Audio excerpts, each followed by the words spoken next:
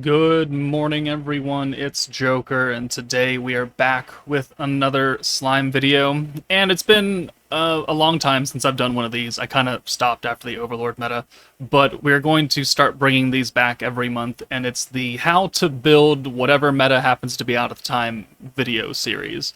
So, I've had enough time testing with this meta to kind of get a good idea of what it needs and how it's supposed to run, so I can at least give you some decent opinions on who can fill these other three slots.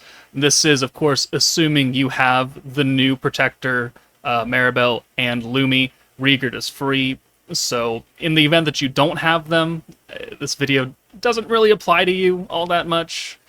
But, as you can still understand some of the basics, because I'm going to be going over what Beatdown Battle wants you to bring and what it doesn't want you to bring, and so you can still learn some good information out of this.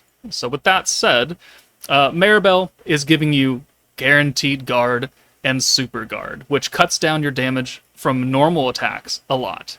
It doesn't save you from the ults, and that's where Lumi comes in with that 3-turn Resurrection skill, full heal, full revive. So they only ult you once, and so you can use it like a turn before, the turn of, and the turn after, and you'll be pretty much covered. Riegert is actually a very, very good free-to-play unit, double orb changing, and he's got a double ult convert. He's going to be useful on many, many teams in the future. These are all magic characters, and Beatdown Battle, as it's built, we're going to go into the highest stage because that's going to have the most restrictions. They don't want you to synergy or pierce, and they definitely don't want physical enemies, at least in the higher difficulties. You can get away with it in, EX2, where they have half the HP and half the stats, but once you start climbing up, physical units are really, really, really going to tank in performance. So the only reason you would bring a physical character with this is to support Lumi. So first off, Mirren. Mirren is an AoE magic EX character. She can get an EX ult, and she can do type advantage damage, and with the ridiculous amount of weakness strike that we're stacking up for Maribel, she can actually hit like a truck, all things considered, with her EX ult, even though she's a defensive built unit. Her orb change doesn't really help here. Her attack nerf can save you a little bit of damage on the ult. Not a lot, but a little bit. Next up, we have Visions of Coleus Violet. Being a blue orb changer on a blue-focused team is very powerful. A triple orb changer at that. And she's got that massive 100% magic buff, which will help Lumi and which will help Mirren. She is a plus character to put on this team, and she's also got turn 3 protection trait, so she's going to be a really good character. And then we have Octagram Lumi, there she is. Okay, so we've got Octagram Lumi, who is on Commander, which means that she and Rieger and Lumi, this Lumi, will all three get that resurrection state. Violet and Mirren will not benefit from that at all, because they are not on Commander and they are not on the Prosper team. Lumi is, so that's one plus to her. The second plus is she's got stacking ult damage, and right now, if you build this team, which is what I currently have built in my box for Beatdown Battle, you have no temporary ult buffs. You've got Lumi doing that, and she's also, if she's skill fused the second time, she's also giving that up to 30% AoE buff, which both Mirren and Lumi are, and technically this Lumi too. So, and she's got protection trait for the first 3 turns. Her and Violet are going to be massive help to this team if, whatever units come out in the future in the next couple weeks don't really work well, or you don't pull them at all. These two can help you through. Mirren, there are not really any other magic AoE Earth characters except Daggerel, and his damage, even with the skill fusions, it really isn't that impressive, so it is what it is. Alright, next up, some substitutions to some of those characters. Again, there is not really a good substitute AoE Earth character except for Octagram Daggerel, so we'll kind of just slot him in anyways, just in case. He is technically quote-unquote free, right? Octagram emblems. Next up is going to be EX Guy. Now, this is a magic-focused team, but he also, like Violet, has that triple orb change. It's the opposite color. And he also has a temporary ult buff, which is generic, right? None of these characters, except himself, are going to get that guaranteed crit off of his ult skill. Not a big deal.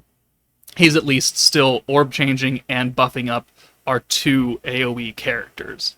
The final slot, if you're running this, because you have your full hand covered, you have oranges covered, and now you have greens covered, and now you could put in a different support unit that would help do some kind of AoE, probably cheaper damage buff. And again, you don't want Pierce and you do not want Synergy.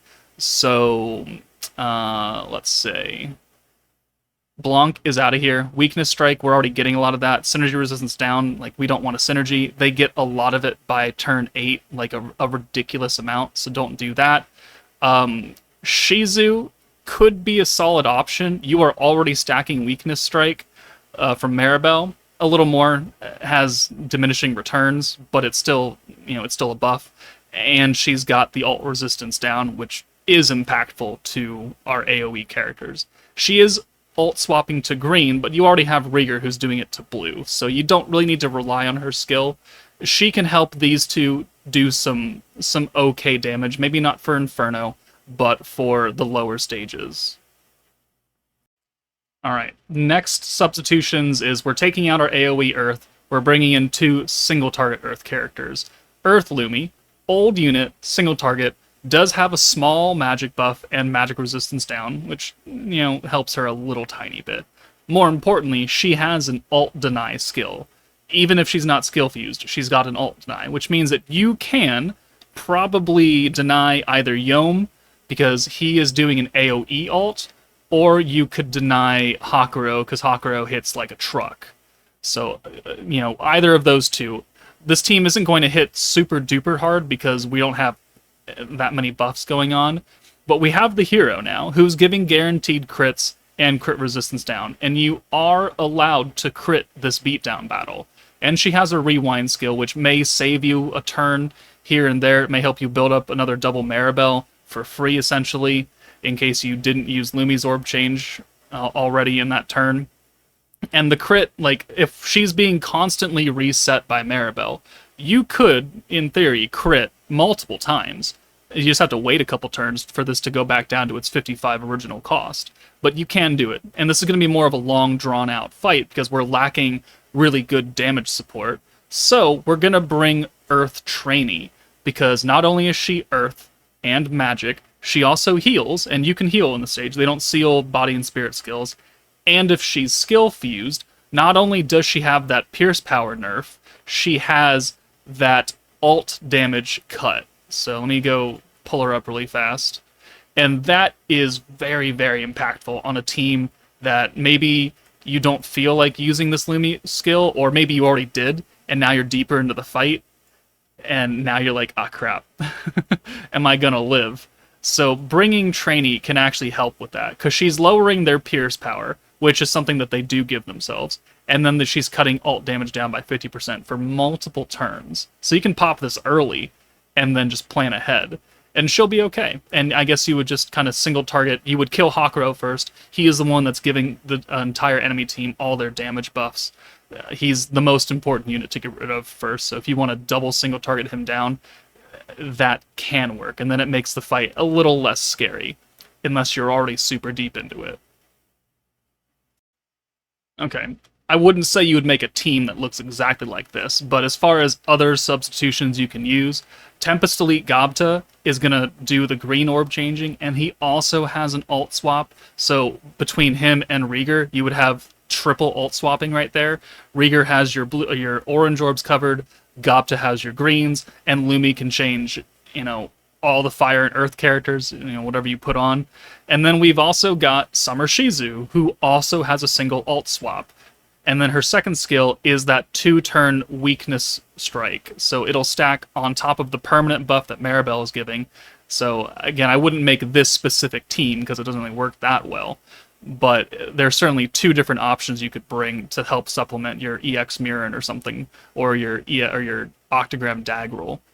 Apart from that, you could also technically bring the free-to-play Water Rimuru.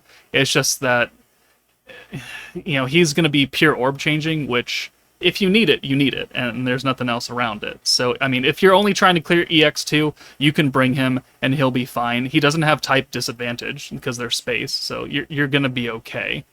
But bringing wind units like Gobta is a bit of a danger, because they do have the capability of hitting him very, very hard. So while he's good utility, he's mainly going to exist on the back line and just come in when you need him and then get the hell out of there before he dies.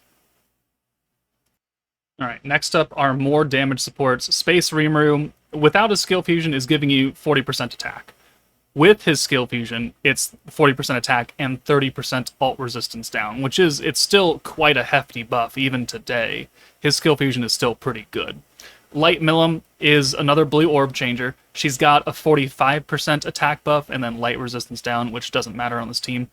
But she can do multiple things, orb change and attack buff. And then Fire Shizu, if you're only running your DPS as Lumi, then she can work fine, because she's got a cheap AoE buff for Lumi. Or is it AoE down? It's AoE down, I think, if I remember correctly.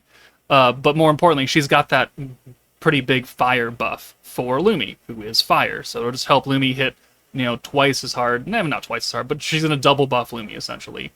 So she can also be fairly useful on this team. But, I mean, as long as you're running blue orbs of some kind, and no synergy and no pierce, you can really get away with a lot of things. You can even bring a few 80-point skill buffers, like Violet and Guy. You can bring them together, right? Because you can store Violet's buff on Lumi, and then send her away to the back and have it held for another turn, build up enough points, and then bring in EX Guy, and then you get that 80% alt damage. And you can make that work just fine. And then you have Shizu, which you could also hold her fire buff. So, I mean, this team probably isn't that bad as it's built right here. It's just you've got a physical character. You got two physical characters now that are not really going to do damage. So, like, I wouldn't prioritize a Guy alt or anything, but it can definitely work. So, hopefully that makes this a little bit more clear. I haven't done these videos in a while, so if you've got feedback for me, let me know. I'll try and make these videos better as time goes on now. But if it did help you, let me know that in the comments. And if you have other team suggestions, unit suggestions, please also put them down there so other people can see that. But that's it from me, guys. Take it easy, and I'll see you all later.